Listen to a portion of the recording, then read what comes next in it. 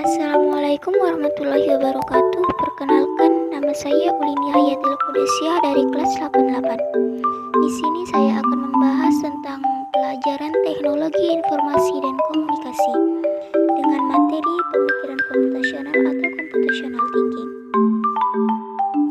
A. Berpikir komputasional atau computational thinking. Computational thinking atau pemikiran komputasi adalah cara pemecahan masalah, merancang sistem, dan memahami perilaku manusia dengan memanfaatkan konsep ilmu komputer. 1. Pemikiran komputasional. A. Formulasi masalah atau abstraksi. B. Mengekspresikan solusi atau otomatisasi. C.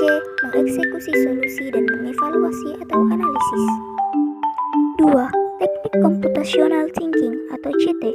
Computational thinking atau CT adalah sebuah pendekatan dalam proses pembelajaran. CT memang memiliki peran penting dalam pengembangan aplikasi komputer.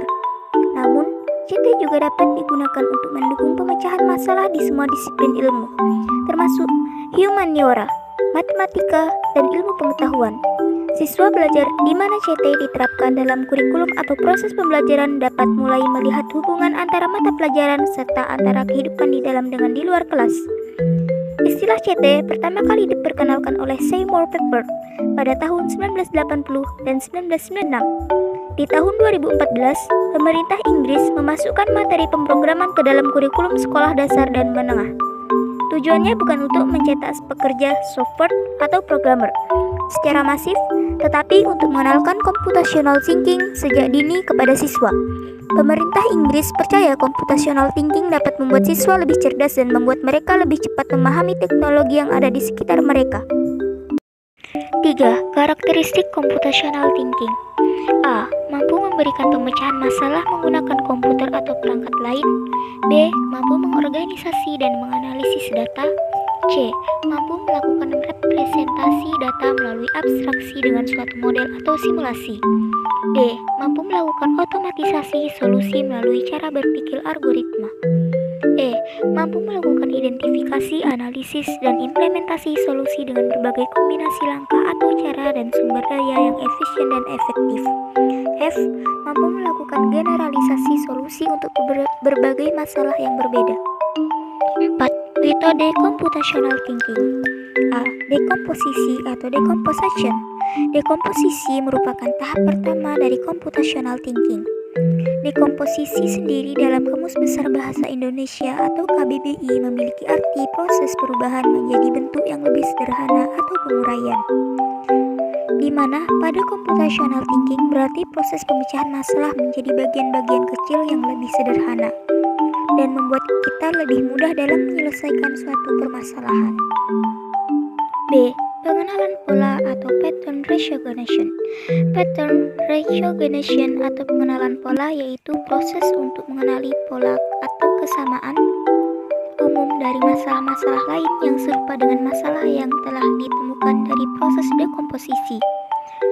Pengenalan pola membantu kita dalam menentukan alternatif penyelesaian masalah yang dihadapi tersebut, karena ada contoh masalah yang telah diselesaikan.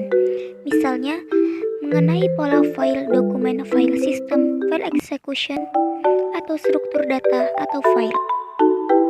Pengenalan pola bertujuan agar seseorang dapat memprediksi hal yang akan terjadi setelahnya, membuat sebuah aturan khusus, dan memudahkan memecahkan masalah dengan pola yang hampir sama.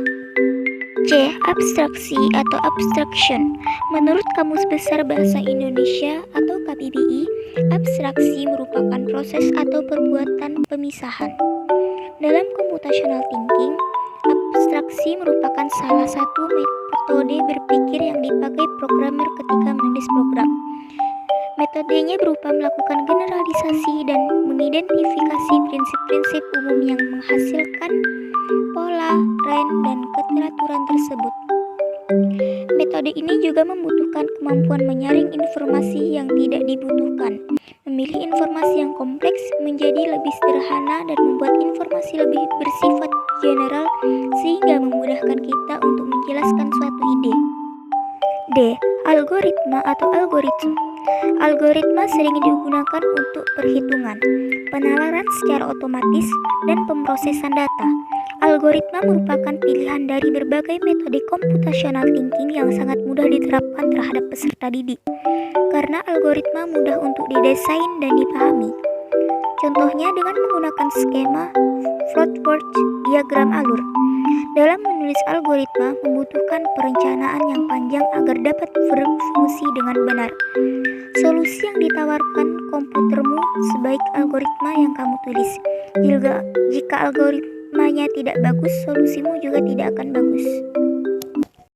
5. Keuntungan computational thinking. A. Percaya diri dalam berhadapan dengan kompleksitas masalah yang lebih besar dan lebih sulit. B. Toleransi terhadap ambiguitas. C.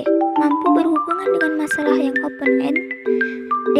Mampu berkomunikasi dan bekerja sama untuk mencapai tujuan yang sama. Pemetaan permasalahan dan solusi dengan komputasi. 1. Mengevaluasi masalah. A. Mengklarifikasi sifat suatu masalah. B. Merumuskan pertanyaan. C. Mengumpulkan informasi secara sistematis. 2. Mengolah masalah. A. Menggunakan informasi yang dikumpulkan secara efektif. B. Memecah masalah menjadi bagian yang lebih kecil dan lebih mudah diatur. C. Menggunakan teknik seperti brainstorming dan pemikiran lateral untuk mempertimbangkan pilihan. 3. Pengambilan keputusan. A. Memutuskan pilihan tindakan apa yang harus diambil. B. Memutuskan informasi lebih lanjut untuk dikumpulkan sebelum mengambil tindakan. C. Menentukan sumber daya atau waktu, pendanaan, staf, dan lain-lain untuk dialokasikan untuk masalah ini. 4. Menyelesaikan masalah. A. Menerapkan tindakan. B. Memberikan informasi kepada pemangku kepentingan lainnya. Mendelegasikan tugas. C. Meninjau kemajuan. 5. Meneliti hasilnya. A. Pemantauan hasil tindakan yang dilakukan. B. Mengkaji ulang masalah dan proses pemecahan masalah untuk menghindari situasi berupa di masa depan. Contoh computational thinking. A. Memasak nasi. B. Membuat nasi goreng. C. Membersihkan rumah. Hubungan antara algoritma dengan pemikiran komputasi. Algoritma adalah suatu urutan dari beberapa langkah yang logis guna menyelesaikan masalah atau untuk mencapai tujuan tertentu. Pada saat memiliki masalah, kita harus menyelesaikan masalah tersebut dengan menggunakan langkah-langkah yang logis dan disusun secara sistematis. Dalam matematika dan ilmu komputer, algoritma adalah urutan atau langkah-langkah untuk penghitungan atau untuk menyelesaikan suatu masalah yang ditulis secara berurutan. Algoritma pemrograman adalah urutan atau langkah-langkah untuk menyelesaikan masalah pemrograman komputer.